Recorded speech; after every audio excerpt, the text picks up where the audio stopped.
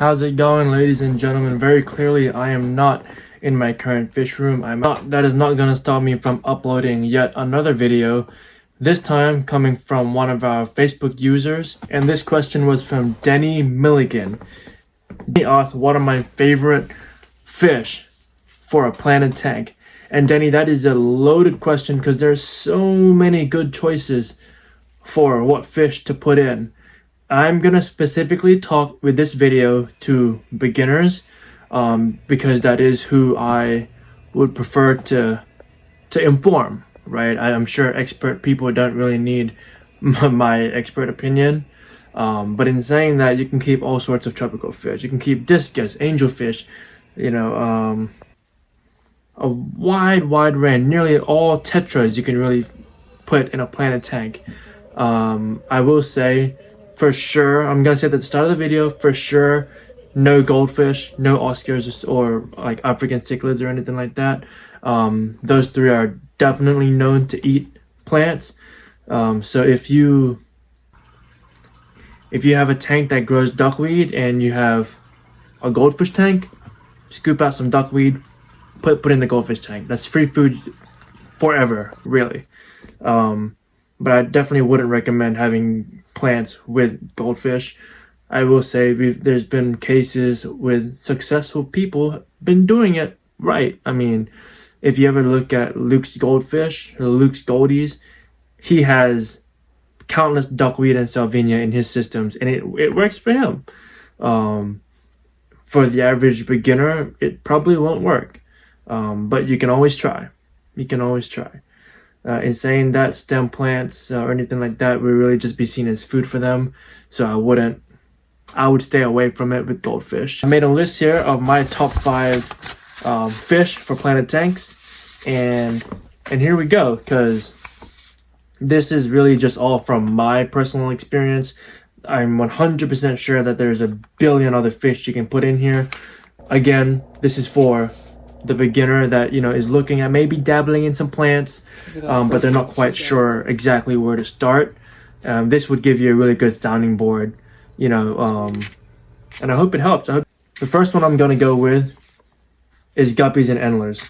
Guppies and endlers are amazing community fish.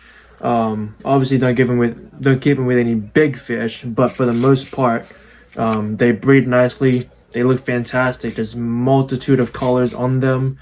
So guppies and endlers. Endlers being a little more hardier than guppies, but for some reason in this industry, guppies seem to really be taking the reins in terms of what the kids pick, really, to put bluntly. But on a nice green, lush tank, guppies and endlers look absolutely amazing, and if not, probably the best in my opinion. Again, I'm a guppy endler breeder, so I'm always gonna have that bias to it. But I just know that there's a big chunk of people that are new to the hobby and they want to try live plants. Maybe they're just new to live plants and they want to try it. Guppies and endlers are a great way to start because, again, endlers would be the hardier option, but they're not always the easiest to come by. So guppies might be a pretty sound alternative for you. Again, they're super easy to care for.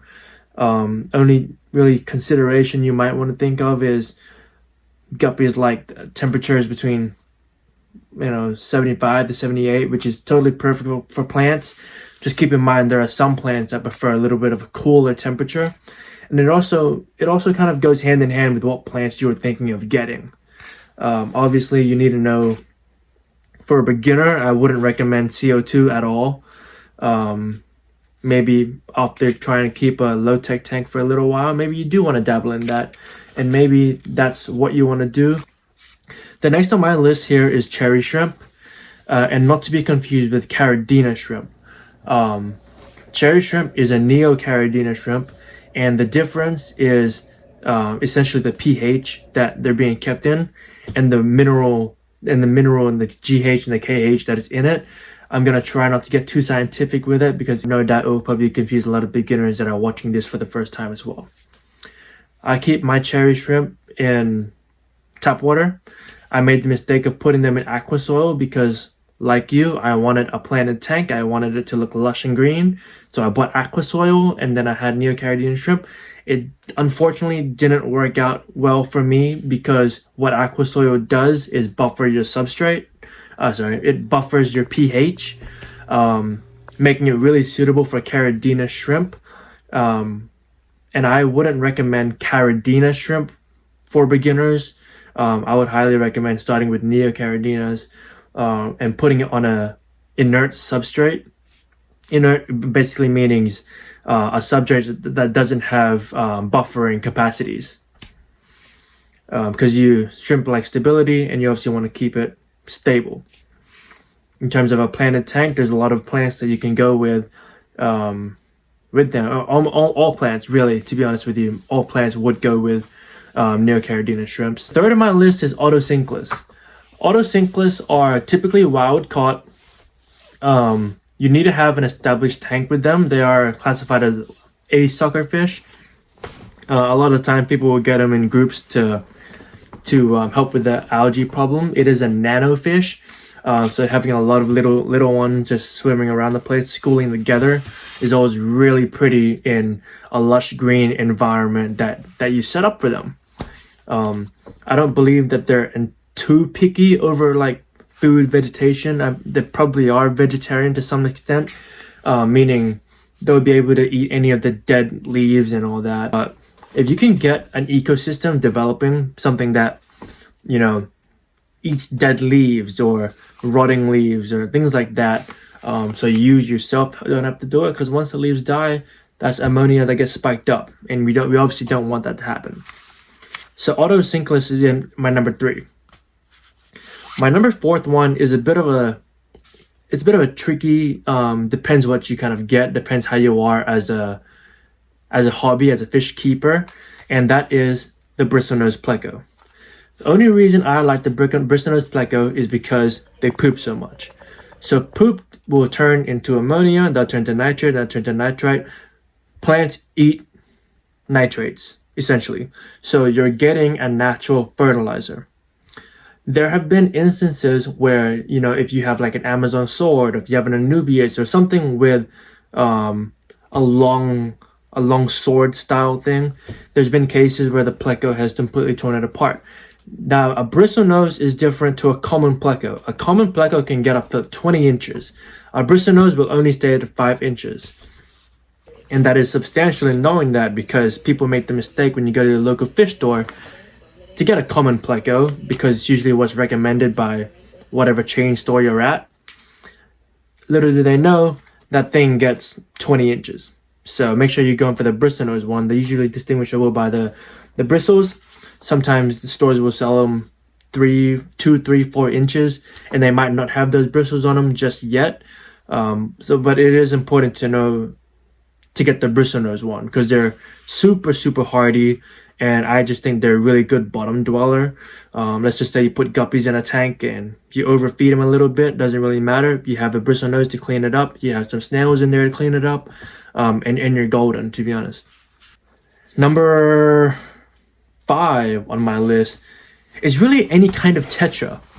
The tetras that I have had experience keeping in Planted Aquariums are neons, cardinals, green tetras, rummy nose tetra, and some silver one. I'm not remember the name. But essentially, tetras are really good. You often see tetras in aquascapes because, again, you have that green, you have a bit of red there, you have a bit of purple, bit of like a red lotus, something big, something bold, and then you have a school of just some green or some blue neon tetras, just 50 of them schooling around. It looks amazing. In saying that, they're not live bearers, so they're egg scatterers, so you won't have to control the population as much as well, which is I find which is a benefit. You don't have 1,000 fries to take care of like I do. But yeah, I mean, I personally really like the look of neon tetras and cardinal tetras, just schooling together in a planted tank. I mean, it really, really works. That is it for my list. But if I personally had to create a planted tank based off ease affordability, and just general maintenance of accessibility on them, I would make a guppy antler tank. I will put one, maybe like 20 gallons or something. I have a lot of tanks, but I would just start with a very simple 20-gallon guppies or antlers. I'll put some Neocaridina shrimps in there, and I'll put a pleco. That's it. In terms of substrate, really anything would be up to you. Sand, gravel, aqua soil, it really all kind of works as long as you stay within the low tech kind of things. And in saying that low tech, I would usually highly recommend, dwarf Sagittaria, jungle Vallisneria or Vallisneria americana, any kind of val. Guppy grass is like Naja something, I forgot.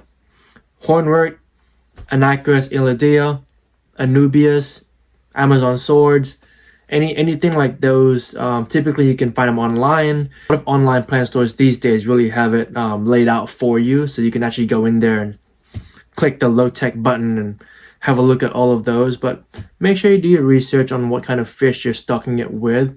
But yeah, that was my top 5 fish for a planted tank. So again, guppies, antlers, autos, cherry shrimps, bristlenose pleco, and your neon tetras, cardinal tetras, any bright colorful tetras that your local fish store would have, really. If you enjoyed the video, this is a growing channel. I'm trying very hard to try and give you guys weekly updates, post on my story as much as I can, or on my shorts as much as I can, but I obviously can't do it without your support. So if you want to just hit that subscribe button as well and leave a comment on what the next video you think I should make is, and if you liked it, drop a like as well. So, and that's all I have for you today, and I'll see you next time.